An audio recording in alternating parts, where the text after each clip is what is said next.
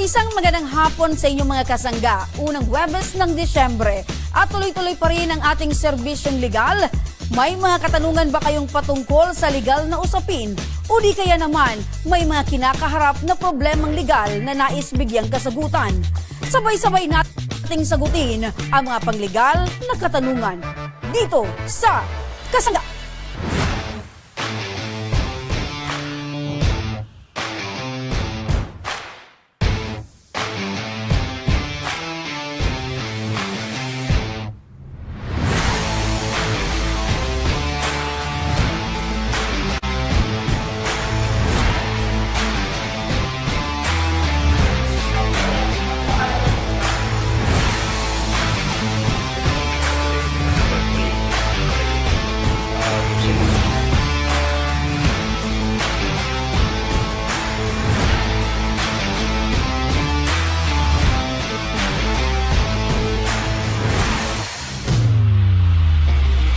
Sa programang ito, mga ordinaryong tao na may kanya-kanyang hinaing sa buhay ang bibigyan ng boses.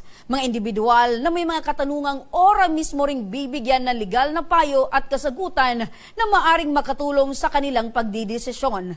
At para sa usaping legal, kakailanganin natin ng isang kasanggang mapagkakatiwalaan at maaasahan. Makakasama muli natin ang aking partner na si Representative John Chan ng Ako Bicol Party List. Magandang hapon po sa inyo, Congressman John. Magandang hapon din, Remy. Kamusta po kayo?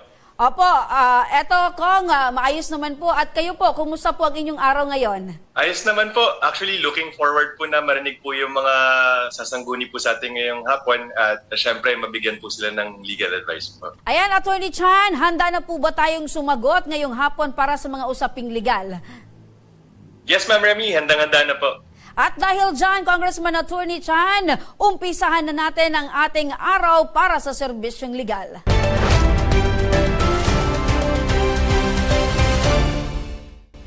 At mula sa Ligao City ang ating bisita ngayon, Attorney Chan, isang lalaki na may hinaing sa kanyang biniling lupa sa kamag-anak nito. Kasama natin ngayon si Tatay Reynaldo Ibanez. Magandang hapon po sa inyo, Tatay. Magandang araw din po sa inyo, ma'am. Opo. Tatay, ano po ba itong problema na idinulog niyo po sa amin patungkol po sa nabili niyo pong lupa? Ang problema ko, ma'am, binili ko, tapos inaangkin na naman ng kapatid ng asawa ko na ibenta niya. Mm-hmm. So, yan po yung ipinoproblema niyo po ngayon? Opo. Okay, so nabili niyo po itong lupa, tapos ibinibenta na naman po? Opo, babawiin daw sa akin, ibabalik daw yung puhunan ko. Okay, so ibabalik daw sa iyo yung pinuhunan mo or na ibayad mo, Opo. pero ibibenta sa iba? Opo. Sa ganun pong sitwasyon, ayaw niyo po ng ganun? Opo. Okay. So, kailan niyo po nabili itong lupa, Tay, at nasa magkano naman po yung halaga? Ang usapan namin doon, basta yung pagkamatay nung mama nila, nung 2007, nagbayad ako ng 2008 nung halagang 30 mil. Okay. 2008 pa nangyari po yung bentahan. So, 2007, 2007. December. Nakapagbayad po kayo 2008 sa halagang 30,000. Opo. Opo. Yung 30,000 po ba yun paunang bayad pa lang or yun na po yung halaga ng benta? Yun na po ang binta. Okay. So, gaano po kalaki itong lupang pinag-uusapan Ang po nakalagay natin? doon sa CLT, 545 square meter. 545 square meter. Ito po bang lupa ay industrial land, pag-aari ng gobyerno, or meron po siyang titulo? Mayroon ng CLT, nasa dito pa raw sa Legazpi yung titulo noon, kasi hindi pa nakakapagbayad ng buwis. So, wala pa pong nababayad na kahit kahit ilang pong halaga para sa buwis? Ang alam ko, itong linakad nila nung kapatid nung asawa ko, ito lang August hanggang October, nagpunta daw sila ng Legazpi, nagbayad daw sila ng buwis, yung tax na nanggahalaga 9,000. Okay. Kaya nakakuha daw sila ng titulo na. Okay. Daw, yun ang sabi. Opo, lahat po yan ay mga haka-haka or mga sabi-sabi lang po sa inyo, pero wala po kayong nakikita Wala ng pa mga po. Opo. papeles. Opo, wala pa po, Okay. So, eto pong 9,000 pesos na ibinayad po doon daw sa buwis, ay hindi nyo po nakita yung resibo. Hindi pa. Yun nga ang inaano ko, biniverify ko kung totoo, makita ko yung resibo. Okay. So kaano-ano nyo po, tatay, etong nagbenta po ng lupa? Hipag, kapatid ng asawa ko. Hipag, kapatid po ng asawa po ninyo. Opo. So, dahil po doon sa relasyon po ng meron itong kapatid po, meron pong relasyon itong asawa nyo at ito nga, kapatid niya. Opo. So, nagtiwala po kayo. Opo. Na sa ganoong transaksyon, magiging okay po. Opo. Okay. So, kailan po bumugad ito pong problema na pagkalipas po ng ilang taon, ganito na po yung problema na meron na po yung plano na ibenta sa iba, samantalang binili nyo na po sa kanya? Matagal ng panahon, basta mga siguro, naalala ko mga magmula nung nabili ko noon, na wala pa kaming kasulatan, may ano sa akin na nag-udyok na ibig sabihin, nagtintar na bibilhin daw, may bibili. Ngayon, nung may bibili na, nung nakausap ko naman yung bibili, di nagkasundo na kami, nung kinabukasan, nandun na yung hipag ko. Na sabi niya, hindi pwede daw ibenta kasi sa amin pa yan. Ayun ang sabi niya. So, ibig sabihin po, doon po sa planong ibenta, okay na sana po sa inyo? Hindi po, hindi po. So, bakit po parang sabi mo na meron na sanang bibili, tapos biglang nagbago yung... Opo, yung magbibinta, ako ang magbibinta noon. Kaya, parang kayo po, willing nyo pong ibenta. Opo, opo. Provided na kayo po yung kausap, hindi po itong nagbenta sa'yo dati. Oo, hindi po. Okay. So, bakit po parang plano nyo ding ibenta itong lupa? Kasi nung una, talagang usapan namin noon, ibininta nila sa akin. Siyempre, may karapatan naman ako na ibinta noon. Ngayon, nung ibibinta ko na, pumunta siya, na hindi daw pwede, ibabalik daw sa akin yung punang kong 30 mil, yung sobra daw sa 40, paghati-hatian naman yung magkakapatid. Okay. Yung transaction po nyo, tatay, ng bentahan, ano po yung pinaghawakan nyo po na eto pong lupang ito na naibenta sa'yo, na nagbayad po kayo ng 30,000, ay pag-aari nyo na po? Wala pa kami nung usapan. Kaya nung lumipas ng mga ilang taon, napayuhan naman ako ng bilas ko na wag mo daw kakalabanin yung ate ko, o yung ate namin, kasi madunungan nga. Okay. Doon muna tayo sa nababanggit nyo, wala kayong usapan. Baka po ang binabanggit nyo, wala po kayong kasulatan. Oo, yun po. Opo. Okay, kasi yung usapan na andun na po eh. Opo. Meron na po kayong verbal transaction patungkol po dito sa bentahan. Opo. Ang wala po sa inyo, kasulatan. Ayun po. Bakit po pumayag kayo na magkaroon po kayo ng transaction, nagbayad po kayo ng 30,000 na wala pong kapalit na kasulatan? Inalok ko na siya na sabi ko, ate, manay, maggawa tayo ng kasulatan. Ang sagot niya, tinapikpangan niya ako sa balikat, Diyos ko, sabi niya, magkakapatid naman tayo. Aanon naman natin yung mga kasulatan. Ngayon, nabinsir ako bilang kapatid, maano yung loob ko. Sabi ko, sige manay, okay, walang problema. Okay, so dahil kapatid ng asawa mo, tiwala ka. Opo. But here comes the problem na ganito na po yung nangyari, na parang nabago yung lahat ng napag-usapan po ninyo. Opo. So ngayon po, tatay, ano po yung gusto nyo pong mangyari ngayon? Ngayon, ang gusto ko mangyari, masalin sa akin yung titulo na para talagang sa akin na. Ayaw naman nilang pumirma doon yung, sabi nila, ayaw pumirma sila dahil ibibinta ko raw. Sabi ko, hindi naman. Ngayon, ang mga aligasyon na nila, aminado sila na ibininta sa akin. Nung ibininta nila sa akin, ang sabi, usapan daw, natatayuan ng bahay. Ngayon, hindi daw ako tumupad na tatayuan ng bahay, kaya ibibinta. Ayun. So ang gusto niya lang mangyari, dahil sa una niyong usapan na binenta sa iyo yung lupa, dahil sa kasunduan or sa kaalaman nila na magtatayo kayo ng bahay. O, yun ang sabi nila. Pero wala po kayong ganon? Wala usapan? ganon. Okay. So, ang gusto mong mangyari ngayon, dahil binili mo na, huwag ka nang pakialaman sa lupang yun. Ayun po, ma'am. Okay. Pero, ikaw po ba ay papayag na kung bibilhin niya po itong lupa, ibabalik po sa iyo yung 30,000, tapos ibebenta niya sa iba? Hindi po, ma'am. Okay. So, ang gusto mong mangyari ngayon, dahil ikaw yung binentahan, ikaw na talaga yung may-ari at wala na silang pakialam sa lupang yon. Ayun po, ma'am. So, kailan mo po sila huling nakausap patungkol po dito sa problemang ito? Hindi naman kami nag-uusap. Yung ibig sabihin, may mga tao nagpaparating na ibibinta na daw niya. Pagkatapos na ibibinta, yung nabigyan na ng halaga yung ibibinta. Kaya sa 12 na magkakapatid, mayroon ng estimated ng pera ng mahalaga na tagsi 60,000. So, eto po ay lahat po ay parang haka-haka lang or narinig mo lang sa iba? Narinig ko mismo sa kapatid ng asawa ko. So, naniniwala ka po doon sa narinig mo na ito talaga yung plano nitong Rodeliang na nagbenta sa'yo ng Opo, lupa? ta mismo ang nakausap niya, yung si Rodelia at saka yung Pero si hindi Terry. po kayo nag-insist, tatay, or hindi po kayo gumawa ng paraan para makausap po itong Rodelia? May gagawin sila ng paraan na gusto kami ipatawag sa bahay nila na mag-usap-usap. Ako naman humad lang sa asawa ko kasi alam ko magkakasagutan yung asawa ko at saka yung ate niya. Ngayon sabi ko, wag ka nang pumunta doon, hinadlangan ko na kasi baka kayo magkasagutan, baka kung ano pa man nagkasakitan, bahay ka ko ng kapatid mo yan, masama, baka may tawag doon, trespassing or kung ano yung pwedeng gawing kwento po sa inyo.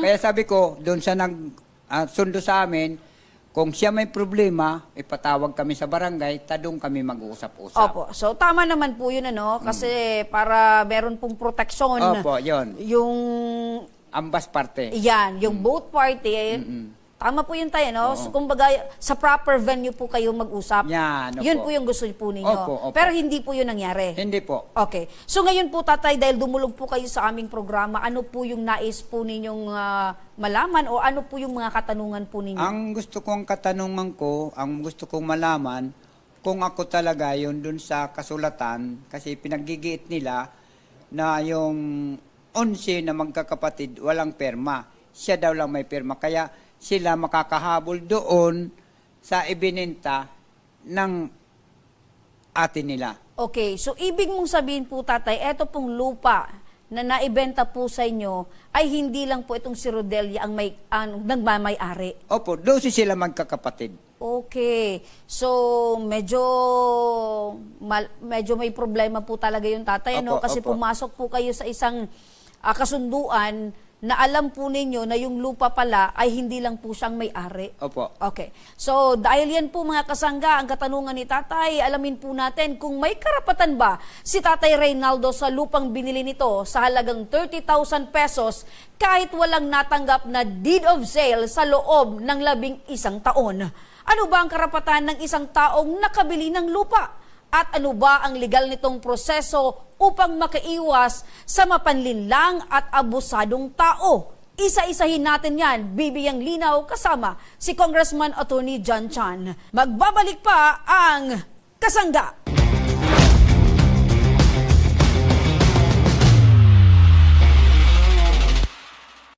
Daan-daan na po ang mga nakapagtapos at may mga kanya-kanya ng propesyon. Sa kanilang pagpupunyagi, walang masidlan ang kanilang mga ngiti. Yun at sa Gabos, nagpapasalamat po ako sa AKB. Gusto ko lang po magpasalamat sa Ako Bicol sa opportunity na tigtatao po araw po sa kuya na estudyante. Dahil naandyan lang, katuwang lagi. Ako Bicol, katabang na, kasurug pa. Problema sa tubig, agarang binigyang solusyon. Nagpatayo ng mga solar-powered water supply system sa mga liblib na lugar. Libre, malinis at maaasahang supply ng tubig 24/7. Dako laon ng pagpapasalamat niya mo. Dahil may kamalilingan habang kami nabubuhay. Nakulaon nining tabang para sa gabos na tao digdig. Salamat po. Para sa ating mga kababayang nasa laylayan, Ako Bicol, katabang na, kasurug pa. Ka-aksyon! Nais mo bang maging parte ng aming production team? Kahit nasa Albay, Sorsogon, Catanduanes, Masbate, Camarines Norte, at Camarines Sur, maaari kang mag-apply. Naghahanap kami ng executive producers, researchers, cameraman, editor, graphic artist, at social media specialist. Send your resume to actioncall.hr@gmail.com o magpunta sa aming tanggapan, Action Call Center, Embarcadero de Legazpi. Share your skills and be part of our growing team. Apply na! Tucked away in the province of Albay, known for its perfectly shaped Mayon volcano, Misibis Bay Resort, a locally owned 5-hectare private island resort. The resort is ready for all those looking to balance tranquility and adventure. This tropical destination is where guests can either choose to relax under the palm trees or have an adventure under the sun. It features modern and luxurious rooms and villas, recreational facilities, and sophisticated services.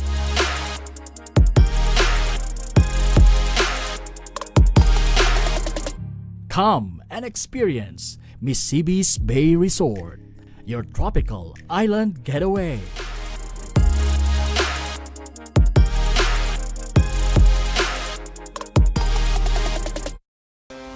Mas pinalakas, mas pinatibay, mas pinaraming kaalamang legal para sa inyo, mga kasangga. Kasama ang bago nating magiging kakampi at kasangga sa mga usaping legal. Attorney Jan Almario Chan po, at your service. Asahan po ninyo, kasangga po ninyo ako. Panoorin, kasangga, tuwing Huwebes, alas 3 hanggang alas 4 ng hapon.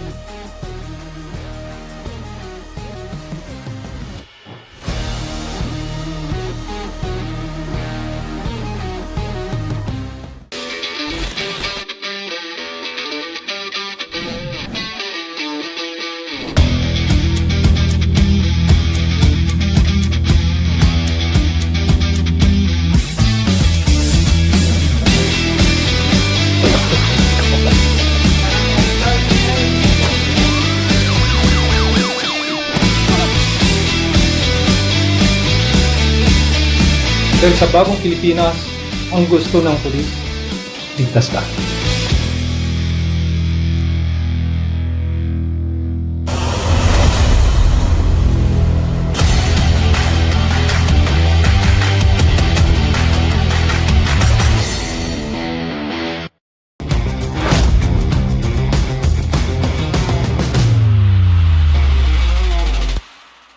Nagbabalik ang kasangga.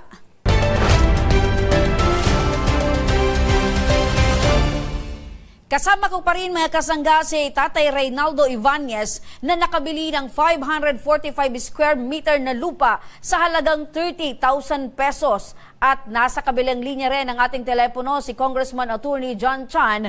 Attorney, magandang hapon po sa muli. Magandang hapon po, Ma'am Remy at saka Tatay. Opo. Congressman Attorney John, eto po yung mga katanungan ni Tatay. Patungkol po sa lupa, ano po ba ang legal na proseso sa pagbibili po ng lupa? Kasi medyo nagkakaroon po si Tatay ng problema ngayon, kaya dapat siguro malaman niya ano muna yung mga proseso sa pagbibili po ng lupa. Actually, pag bumibili po ng lupa ay siyempre kailangan po natin tignan muna yung mga dokumento. Napaka-importante na dumaan po muna sa due diligence or pag-i-inspect or examine ng mga dokumento ng nagbebenta. So dun sa seller, tignan po natin kung meron po ba talaga siyang titulo dun sa lupa, kung meron pong mga legal controversies surrounding yung lupa, naka-mortgage ba siya, nakasangla po ba siya. Para sa ganun ay aware po kayo kung ano po talaga yung binibili niyo at kung talagang pagmamay-ari po ng seller ang kanyang lupang binibenta. Dahil maraming beses nakikita po natin na yung nagbebenta hindi naman po pala nakapangalan sa kanya o kaya naman ay merong mga legal controversies o kaya mga kaso na involved or covering that parcel of land or other kinds of properties. So after po natin mag-due diligence, syempre napaka-importante na magkaroon po ng deed of sale between the seller of the real property or ng lupa pati po dun sa buyer. So important na meron po silang consent na bumili at consent na magbenta. Tapos syempre kailangan merong price o yung consideration at saka syempre dapat malinaw po ano yung object ng kontrata, which is yung lupa. So pag nagkaroon na po ng deed of absolute sale ng property, ay dapat po nakanotaryo to dahil according to the Civil Code of the Philippines, pag meron tayong mga transaction or mga pagbebenta ng lupa, required po na nasa isang public document ito. So, ibig sabihin po ng public document ay nakanotaryo po ito. Pero, hindi sabihin kaagad na hindi nakanotaryo ay hindi na valid ang kontrata between the buyer and the seller. Dahil pag nagkaroon po ng agreement between the buyer and the seller at hindi nakanotaryo, meron valid po ang kontrata between the two of them. So, pagkatapos po magkaroon ng deed of sale, required po na bayaran po natin yung mga taxes sa BIR para ay mag-issue po ang BIR ng Certificate Authorizing Registration or ng CAR, na pag ipinakita po natin itong CAR na to sa Registry of Deeds, ay pwede na pong i-register ng Registry of Deeds kung sino po yung bagong owner, pati na rin yung kontrata or yung deed of absolute sale na nag-transfer po ng lupa mula dun sa seller papunta po sa buyer. So yun po yung buong proseso na normally sinusunod po pag meron pong bentahan ng lupa. Opo. So malinaw po yan, Congressman Attorney John Chan, na importante kahit mahaba-haba yung proseso, ang importante secured yung bumili dahil meron siyang mga hawak ng mga dokumento na nagpapatunay na nagkaroon talaga ng bentahan. So pagdating man ng mga panahon, mahabang mga panahon, magkaroon ng problema, sa kanyang parte, medyo hindi siya kabado dahil alam niya na meron siyang mga hawak ng mga papeles. So, Attorney John Chan, marami po sa ating mga kababayan na kamag-anak ang bentahan ng lupa, katulad nitong nangyari kay Tatay Reynaldo. Pagkatapos magbayad ay hindi naman naasikaso ang deed of sale at magpapalit ng titulo. So, eto po yung mga normally or usually nangyayaring problema after nagkaroon po ng bentahan. So, sa mga ganito po na instances, Attorney John Chan, ano po yung ipapayo nyo po kay Tatay Reynaldo? Kasi dapat, di ba, dapat pag bumili ka ng lupa or kung ano man na property, aside ng resibo, meron ka talagang panghahawakan. So, sa ganito pong nangyari, ano po yung pwedeng gawin pa ni Tatay Reynaldo para naman po ay kahit papano, in the long run, masasabi niya talaga na pag-aari ko itong lupang nabenta ko or nabili ko sa'yo? Apo. Actually, yung una ko pong gustong mabanggit, yung dalawang dokumento po na meron si Tatay, yung title at saka po yung kasulatan. While hindi siya deed of absolute sale, meron po dong handwritten na agreement between po si Rodelia at saka po si Tatay na kung saan ibinebenta ni Rodelia po ang lupain papunta po kay Tatay. So, while hindi po notaryado itong dokumentong ito, yun po, tulad po ng nabanggit natin kanina, valid na po itong agreement between si Tatay at saka po si Rodelia. And under the Civil Code of the Philippines, pag ang isang kontrata ay required na nasa isang form, so in this case, dapat notarized yung form, may karapatan po si Tatay na i-compel po si Rodelia na mag-execute ng contract in accordance with the form kung saan magiging valid po, magiging tama po yung form na kung saan nagkaroon po ng bentahan. Ayun. Ibig sabihin po nito, Attorney John, eto pong ipinakitang kasulatan na gawa po nitong si Rodelia na nagpapatunay po na nagkaroon ng bentahan, it will serve as an evidence or pwede po itong gamitin ni Tatay Reynaldo para po patawagin sa barangay eto pong si Rodelia at magkaroon po sila ng usapan or kasunduan kung ano po yung demand ni Tatay Reynaldo patungkol po sa lupang ito. Apo, tama po Ma'am Remy. Kasi as of now, supposedly naibenta ng Rodelia yung karapatan niya po doon sa lupa niya. Opo, it simply means po Attorney Chan na wala na pong karapatan etong si Rodelia doon po sa naibenta niyang lupa dito po kay Tatay Reynaldo. Yes, Ma'am Remy. Wala na po dahil naibenta niya na yung karapatan niya doon. So with that po, Attorney John Chan, baka meron pa po kayong karagdagang katanungan dito po kay Tatay Reynaldo? Opo. Tatay, alam niyo po ba kung nagkaroon na po ng estate na proceedings o kaya nagkaroon na ba ng pagbabayad ng estate taxes or extrajudicial settlement ng estate ng nanay po? para alam po natin kung nakapangalan pa rin sa nanay o kaya na-transfer na po sa heirs. Nagbayad, napunta daw dito sila sa Legazpi sa yung binayaran daw nila yung ng buhes at saka nakakuha daw sila ng bagong titulo daw. Hindi ko pa man nakita yung titulo at saka yung binuhisan nila na sabi 9,000. Yun ang hindi ko pa nakikita. Kaya gusto ko lang talaga makita sa kanila na kung talaga sila nagbayad, wala naman problema nung. Kasi ang usapan namin nung una pa lang na pipirma kayo, pag nakapirma kayo, mag-ano ng deed of sale na pangalan na sa akin. Kung ano man ang babayaran doon, ako na ang bahala. Ayun. So malinaw po, Attorney Chan, base po kay Tatay Reynaldo, meron daw pong binayaran na buwis patungkol po dyan sa lupa, pero wala naman daw pinapakita sa kanyang ebidensya na talagang ito ay nagbayad na. So, ang gusto ngayon ni Tatay, ipakita sa kanya kung meron talaga. At ang gusto niyo din po, Attorney Chan, ni Tatay, kung dahil ito ay nabenta na sa kanya, willing naman siyang magpatuloy sa pagbabayad ng buwis dito sa lupang ito. Opo.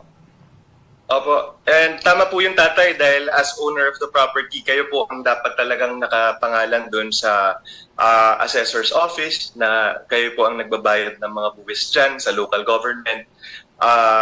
Tapos yun, karapatan nyo rin po na makita talaga kung sinasabi nilang may titulo na dahil isa po yun sa proseso under your specific circumstances na pwede nyo pong i-compel talaga si Rodelia na magkaroon po ng specific performance, meaning ilipat niya po ng maayos yung titulo sa inyo at hindi lang yung titulo na una nyo pong nakuha mula sa kanya.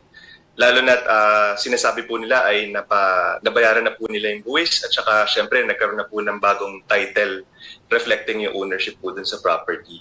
Kaya maganda po na may hawak po kayo yung dokumento po kanina, yung kasulatan niyo po, yung handwritten agreement niyo po. Dahil magsisilbi po tong ebidensya na talagang nailipat na po ni Rodelia sa inyo yung share niya po doon sa lupain.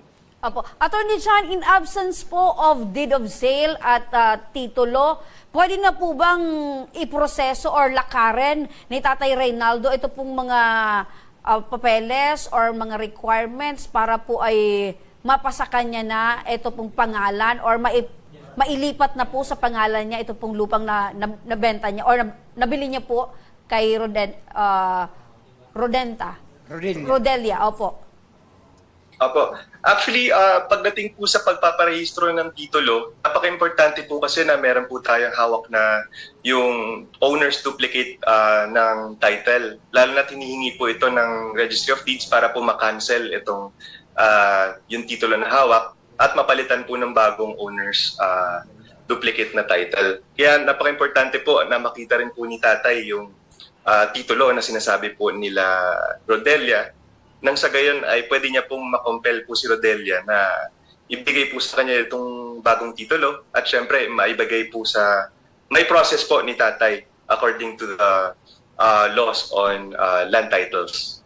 Okay. So maaari po ba, Attorney Chan, na i-pressure niya ito pong si Rodelia na makipagtulungan po sa kanya sa mga prosesong pagtatransfer po ng pangalan at kung ano pa man po yung kinakailangan? Dapat po bang magkipag-coordinate, mag-cooperate ito pong si Rodelia dito po kay Tatay Reynaldo? Opo, actually dahil po doon sa kasunduan nila, which is already valid and legally binding between the two of them, dahil yun nga po, kahit private na document lang at hindi notarized ay binding na po to between si Rodelia at saka si Tatay po. Because of this document, pwede na pong ipilitin ni Tatay na i-comply ni Rodelia yung kanyang commitments at saka obligations under dun sa kontrata nila. So yun, kung hindi po mag-comply si Rodelia na hindi mapakiusapan, ay meron din po siya mga legal recourse po sa korte, katulad ng complaint for specific performance, kung saan pwede pong i-compel ng korte si Rodelia na gampanan niya po ano po ba yung mga obligasyon na napagkasunduan doon sa kontrata. So isa doon ay syempre yung pagtatransfer po ng maayos ng titulo mula sa kay Rodelia papunta po kay Tatay. Ayun. So, ibig sabihin, kung hindi makipag-cooperate itong si Rodelia, ay maaari pong kasuhan ni Tatay Reynaldo. Opo, Ma'am Remy, maaari pong kasuhan. At syempre, kung lalabas po na wala pala talagang karapatan si Rodelia mag-transfer ng titulo, o kaya ay meron palang mga komplikasyon na dapat hindi pala niya pwedeng matransfer kay tatay, ay may iba rin mga recourses na available po kay tatay.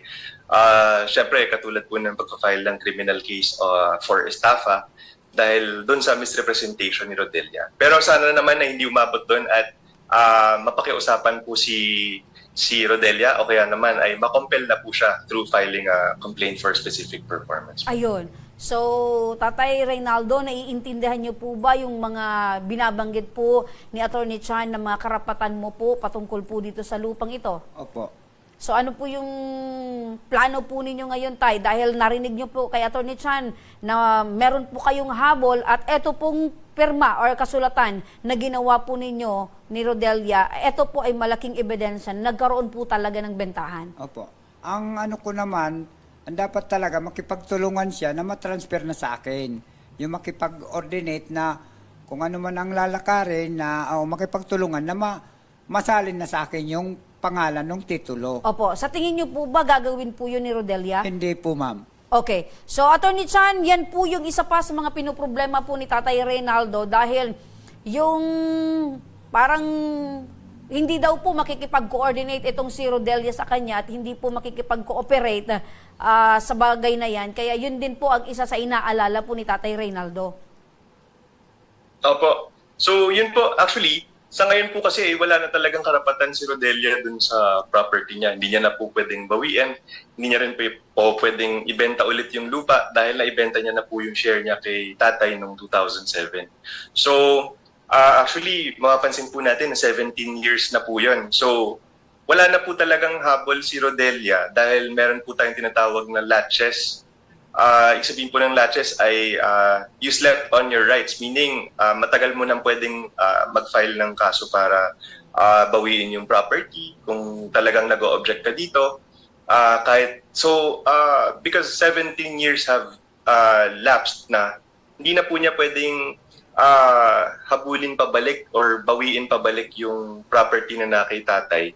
At sa ngayon ay siyempre dapat i-assist niya talaga si tatay na i-transfer yung titulo papunta kay tatay. So yun po, ang isang pwedeng gawin ay mag-file po ng complaint for specific performance para po utos ng korte na pirmahan po or pirmahan ni Rodelia yung deed at saka i-transfer po yung property papunta kay tatay, yung titulo. Isa pa po ay pwede rin siya, syempre, mag-file po ng quieting of title kung saan ay magkakaroon po ng kalinawan sa korte, pati na rin po sa Registry of Deeds kung sino po ba talaga ang dapat may-ari nitong lupa. Syempre, yung isa pa po ay pwede po mag-file ng injunction si tatay para pigilan po si Rodelia kung manggugulo man siya. Pero sa ngayon ay hindi pa naman umaabot na nanggugulo po si Rodelia at hindi naman po natuloy din yung pagbebenta. So far, yung issue lang po talaga ngayon ay mailipat lang yung titulo papunta po kay tatay. Opo. So dun sa complaint for specific performance at saka syempre yung pwede pong quieting of title. Opo. So, napakalinaw po niyan, Attorney Chan. Especially ngayon, for 17 years, tumataas yung value ng lupa. So, from 30,000 na nabili po ninyo, siguro ngayon, mas mataas na yan. Kaya parang nagkakaroon muli ng interest itong si Rodelia. Opo, ma'am. Opo. So, meron ka po ba, Tatay Reynaldo, ng mga dagdag na katanungan kay Attorney Chan? Ang dagdag kong katanungan, ang pinaggigiit nung magkakapatid, aminado sila na ibininta ni Manay yung lupa. Ngayon, wala daw silang pirma, kaya kayang-kaya daw nila humabol. Okay, so parang pumapasok na po, Attorney Chan, yung mga kapatid pa nitong si Rodelia na according to them, wala daw silang pirma, kaya parang sinasabi ba nila na void itong naging bentahan? Opo. Pero deklarado naman dun sa ang ginawa namin na sa kamay lang, na 12 magkakapatid, pinagkasundo-sunduan namin na ibenta kay Rinaldo Ibanez ang lote ng aming ina na yumauna ning halagang 30,000. Ang halagang 30,000 pinaghati-hatian namin na 12 So magkakapatid. ibig mong sabihin, yung halagang 30,000 na ibinigay mo Opo. bilang parang kabayaran sa lupa, Opo. according dito kay Rodelia at nakalagay sa kasulatan na hinati-hati nitong magkakapatid. Opo. Okay. So, Attorney Chan, sa ganung pong paraan, sa ganoon pong sitwasyon, ano po yung masasabi niyo po? Dahil parang ngayon po ay umaangal na at nagdi-deny na po itong mga magkakapatid na wala daw po silang alam or wala silang consent patungkol po sa nangyaring bentahan. Opo. Actually, yun po yung isang napaka-importante na detail. Kaya po, yung binabanggit ko po ay yung share po ni Rodelia, yung pwede niya pong i-transfer kay tatay. Dahil napansin ko po kanina na nakapangalan pa kay doon po sa nanay yung titulo. So meron po ditong complication when it comes to the estate. So isa po yun sa rason kaya dapat ay may process po yung estate para po talagang ma-assign na po at saka maipamana na po sa bawat heir kung ano po talaga yung parte nila ng lupa. Kasi as of the passing or as of the death of si nanay, kung wala pong extrajudicial settlement, kung wala pong partition, ay nasa property pa rin yan ng estate which is co-owned by all the legal heirs. So, yun po, kung si Rodelia lang po noon ang talagang nagbenta ng property, ay dahil co-owner lang siya, yung kanyang share in the co-owned property, yung lupa, yun lang po yung pwede niyang mai-transfer. Dahil may tinatawag po tayo yung NEMO that quod non habet, which means you can only transfer that which you own or have. So hindi mo pwede i-transfer yung hindi naman nasa iyo. So in this case, kailangan po natin makita kung ano ba yung sinasabi rin nila na bagong estate, ay bagong title, dahil sinasabi po nila kanina ay meron na pong bagong titulo, pero hindi pa rin po nila pinapakita ngayon. So yun po, yung mga co-heirs ay siyempre pwede po silang mag-object kung buong lupa po yung itina-transfer po kay tatay at hindi po sila nag-consent noon. Pero as to the share of Rodelia, valid and binding na po ito between Rodelia and si tatay po. Ayun. So, malinaw po tatay na ang binabanggit po ni Attorney Chan na only doon po sa binenta ni Rodelia ang pag-aari mo lang po. Yung iba, dahil meron pang mga co-owners or merong mga yung partition ng kanya-kanyang mga magkakapatid, yun po ang hindi mo pwedeng pakialaman. At yun din po, malinaw po sa sinabi ni Attorney Chan na ang partition ni Rodelia, yun lang po ang naibenta sa iyo. Malinaw po sa inyo, Tatay Reynaldo. Pero ang pinag-aanuhan ko naman lang, aminado naman sila na magkakapatid na ibininta nga nila sa akin. Ngayon, may nagsusut-sut naman dahil wala nga daw silang pirma, kaya pwede kaming humabol. Yun ang yung ibig sabihin, nasusut-sutan sila. Okay. Malinaw po ang binabanggit ni Attorney Chan na eto pong mga kapatid ay meron po silang pakialam doon po sa ibang parte ng lupang itong kabuang lupa. Ang sa iyo lang po doon, yung partition ni Rodelia. At wala po silang pakialam na doon dahil yun po ay share para kay Rodelia na naibenta na po sa inyo. Okay, malinaw po sa inyo, Tatay. Opo. So, sa ngayon po, Tatay, ano po yung masasabi po ninyo? Dahil eto pong mga katanungan po ninyo, yung mga pinoproblema po ninyo, ay nabigyang kasagutan po ba ni Attorney John Chan? Opo, nagpapasalamat ako dito kay Attorney Chan na yung kahilingan ko na masagot, yung problema ko, naintindihan ko naman po. Kaya ako nagpapasalamat dito sa station na ito na natulungan ako, lalo na kay Ma'am Remy Aranita at saka yung mga staff nila. At saka maraming salamat sa tulong nyo sa akin.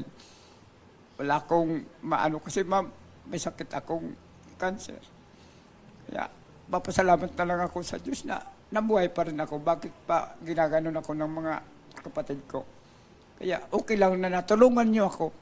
Salamat sa awa ng Diyos na rating ko rin itong dakong ito na panalangin ko na makarating mabigyan ng hustisya yung aking problema. Kaya ito, tinugon man ako nalinawan ko na. Kaya siguro sa awa ng Diyos makakatulong na ako ng okay naman ta. Ibig sabihin malawak na yung nakuha kong kaalaman na napaliwanag naman ni attorney at sana sa iyo. Kaya papasalamat din ako ng maraming to sa mga staff, lalo na sa iyo ma'am. Saka yung tumulong sa akin at lalong-lalo na doon sa Radyo Pulangge, sa nakarating ako doon, na tinuro ako dito sa Embarcadero, dito na nga sa may Ako Bicol. Kaya salamat sa mga tumulong sa akin.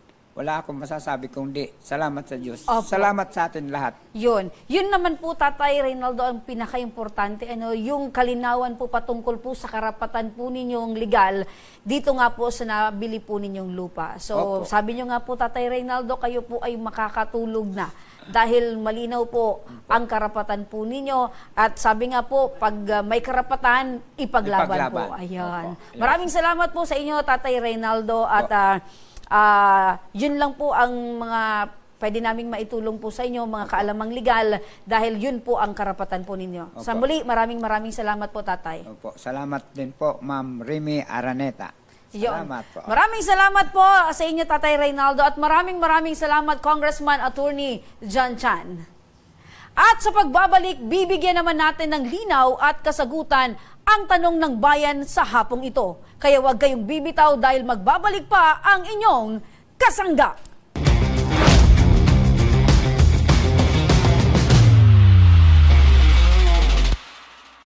Daan-daan na po ang mga nakapagtapos at may mga kanya-kanya ng propesyon. Sa kanilang pagpupunyagi, walang masidlan ang kanilang mga ngiti. Yun at sa Gabos, nagpapasalamat po ako sa AKB. Gusto ko lang po magpasalamat sa Ako Bicol sa opportunity na tigtatao po araw po sa kuya na estudyante. Dahil naandyan lang, katuwang lagi, Ako Bicol, katabang na, kasurug pa. Problema sa tubig, agarang binigyang solusyon.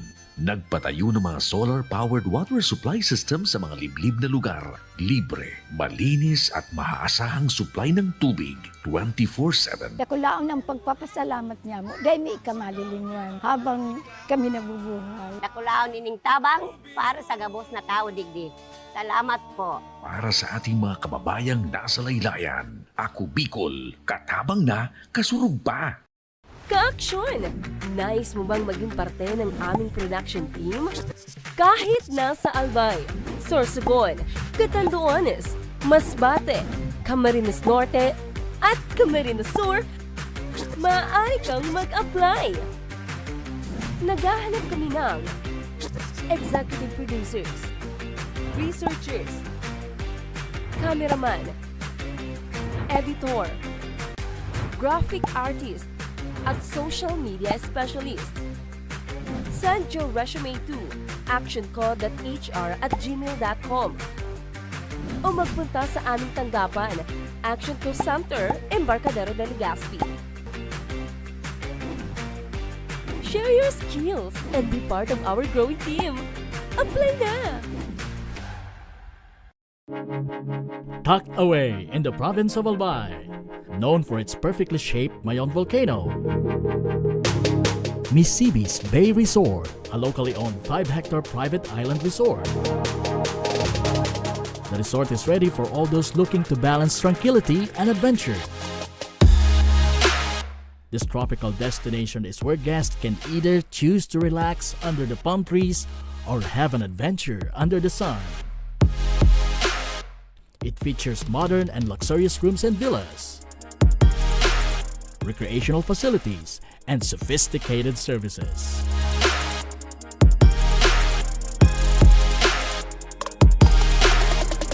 Come and experience Misibis Bay Resort, your tropical island getaway.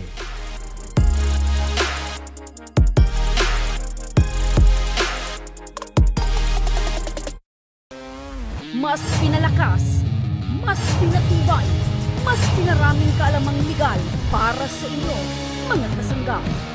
kasama ang bago nating magiging kakampi at kasangga sa mga usaping legal. Attorney Jan Almario Tran po, at your service. Asahan po ninyo, kasangga po ninyo ako.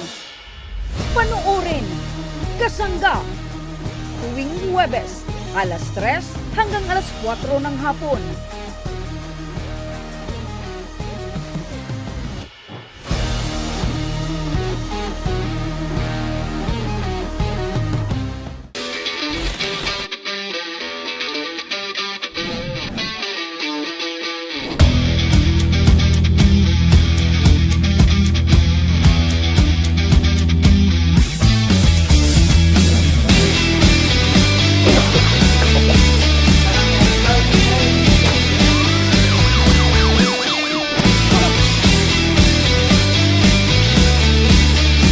Dahil sa bagong Pilipinas, ang gusto ng pulis, ligtas ka.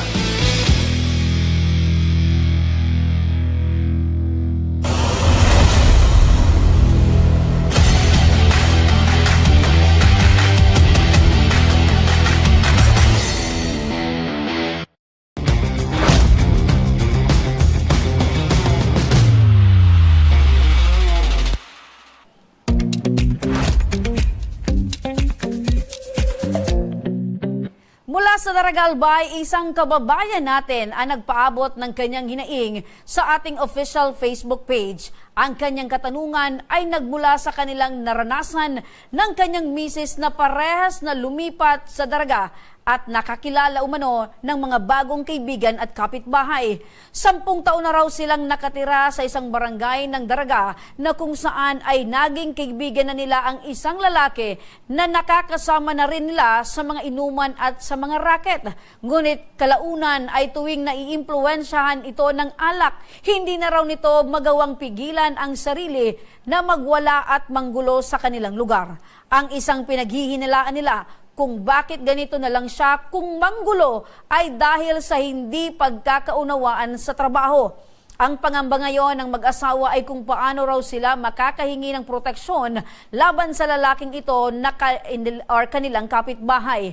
Dahil bukod dito ay natatakot na silang magsumbong sa barangay o sa pulis dahil sa maaring gawin ito pabalik sa kanila. Yan ang sitwasyon na inilapit sa atin. Isa pang barangay na hinaing ang dinulog sa atin ng ating kababayan sa Daraga, Atty. Chan. Ano nga ba ang dapat gawin ng isang residenteng may pangamba patungkol sa sitwasyong ito at sa kanilang seguridad laban sa kanilang mapanakit na kapitbahay? Atty. Chan? Yes, Ma'am Remy. Actually, itong kaso po natin na idinudulog po ngayon ay pangkaraniwan. Pero syempre, alam po natin napaka-delikado po nito. So, nakikita po natin na meron nga po siyang takot dahil baka meron pong retaliation or gantihan siya pag siya'y nagsumbong. Pero ito po dapat hindi po niya kailangan matakot or mabuhay sa takot dahil may protection po tayo sa batas. So, yung pinakauna po pwedeng niyang gawin ay yung sa barangay justice system. So, pwede po siyang pumunta sa isang barangay captain o kaya po sa lupon tagapamayapa kung saan pwede siya mag-file ng complaint para dun sa magkaroon po ng barangay mediation. Assuming na pareho po silang barangay nakatira dahil nga po magkakasama sila pag inuman o kaya may mga racket po sila na magkakasama, ay covered po sila nitong barangay justice system. So pag nandun na po sila sa barangay, nakapag-file na po sila ng complaint para mag-mediate, tatawagin po yung kapitbahay at saka kausapin po sa harap ng opisyal.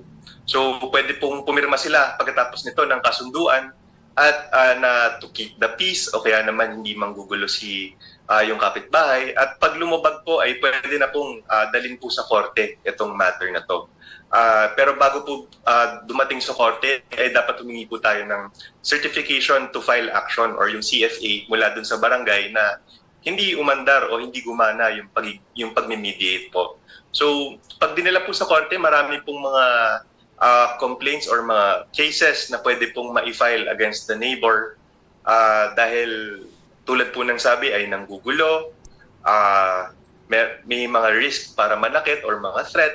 So, yung isang kaso na pwede po nila i-file sa korte ay alarms and scandals under the revised penal code. So, pag may alarms and scandals, meaning nagkakos po yung kapitbahay ng serious disturbance in a public place, For example, shouting o kaya yung nakikipag-away pag lasing o kaya naman creating a scene pag lasing, or actually anything that causes, yun po, alarm and scandal. So anything that shocks, annoys, or disturbs public peace, pwede pong mag-file ng kaso against the neighbor. And isa pa, pag ang mga panggugulo naman ng kapitbahay ay nag-i-involve po ng mga threat. For example, nagte-threaten na po na patayin, to seriously harm or saktan yung nagko-complain, o kaya to commit a crime against yung nagko-complain, ay pwede po siya mag-file ng case for grave threats against yung kapitbahay nito. Meron ding iba, syempre, kunyari, ay sinaktan na po talaga siya, pwede rin po siya mag-file ng kaso for slight physical injuries. So, ang slight physical injuries, pwede pong mga kahit anong physical harm na nag-heal po siya within 1 to 9 days, walang permanent incapacitation. Pero sana naman di umabot na kailangan po mag-file ng serious physical injuries dahil syempre ay talagang meron na pong risk to life and limb itong nagko-complain po sa atin. And syempre, alam po natin na meron po siyang takot na mag-retaliate, pero kailangan po maalala niya at saka paalalahanan siya na nandyan po yung mga police natin, na syempre ay willing at saka handa po tumulong sa mga ganyang sitwasyon. Dahil syempre parte po ito ng kanilang training at saka yung kanilang katungkulan. So dapat po ay hindi siya takot na tumawag po sa police kung sakaling nanggugulo po at saka syempre meron na pong risk talaga sa kanilang buhay o kaya sa kanilang sarili. Opo. So napakalinaw po niyan, Atty. Chan, yan po yung mga proseso ng legal na dapat niyang gawin or pagdaanan para naman maagapan niya itong pwedeng mangyaring krimen. Kasi syempre, lumalawak yung kanyang iniisip or pinoproblema to the extent na pwede na silang masaktan. So yan yung mga proseso na at pwedeng kaso na kaharapin itong nanggugulo sa kanila. So with that, maraming salamat, Atty. Chan. Meron po ba kayong mensahe para sa ating mga kababayan na nanonood po ngayon na ganun din po yung kanilang pinagdadaanan or ganun din po yung kanilang sitwasyon na kung saan natatakot din po sila sa kanilang seguridad dahil meron pong mga tao na nanggugulo, na posible pong mapanakit at parang risky na po ang kanilang buhay? Opo. Actually, sa mga nakikinig po na syempre ay posible pong maka-experience din po kayo ng ganito, dapat po isipin nyo ay nandyan po yung ating mga kaibigan po sa pulisya para po tayo ay tulungan. So wag po tayong mahiya or matakot na lumapit sa kanila, pati po sa mga barangay officials natin para humingi ng tulong. At syempre, sa inyo naman ay dapat yung mga ganitong instances ay i-document niyo po. So kung makikita niyo, pwede niyo pong videohan kung nasa public place, nakita niyo ng gugulo. At saka mag-file po kayo ng blotter kung meron po mga threat na binibigay sa inyo itong yung taong nanggugulo. Dahil napaka-importante kung mag-file po kayo ng kaso ay nakadokumento po ito. Meron po tayong mga records, meron po tayong mga evidence na pwedeng i-file sa korte kung sakaling umabot po sa kailangan na tayong mag-file ng kaso against dun po sa nanggugulo na kapitbahay o kaya naman nanggugulo in general. So yun po, dapat hindi tayo helpless. Kung meron tayong mga pwedeng gawin para sa sarili natin tulad po ng pag-document, pagko-compile ng evidence, dapat po ay gawin ninyo nang sa umabot po sa kailangan nyo na pong mag-file ng kaso ay handang-handa po tayo. Pero syempre, wag na po natin paabutin doon. Habang maaga, kung nakikita nyo na meron na pong risk or threat sa inyo, ay magsumbong na po kayo sa police. Opo. So, dapat nilang tandaan na hindi lang tayo yung kanilang kasangga, Atty. Chan, kundi ito ding mga barangay officials, PNP, otoridad. So, sila din po ay kasangga para po ay masiguro ang kanilang kaligtasan. So, with that po, Atty. Chan, maraming salamat po sa inyo, Congressman Atty. John Chan. Thank you po. At mga kasangga, eto 22 days to go na lang at Pasko na! Advance Merry Christmas sa inyo mga ka-aksyon. At hanggang sa susunod na Huwebes mga kasangga, sama-sama pa rin tayong matuto sa usaping legal kasama si Congressman Attorney John Chan. Ako po si Remy Araneta Mendones, ang inyong kasangga.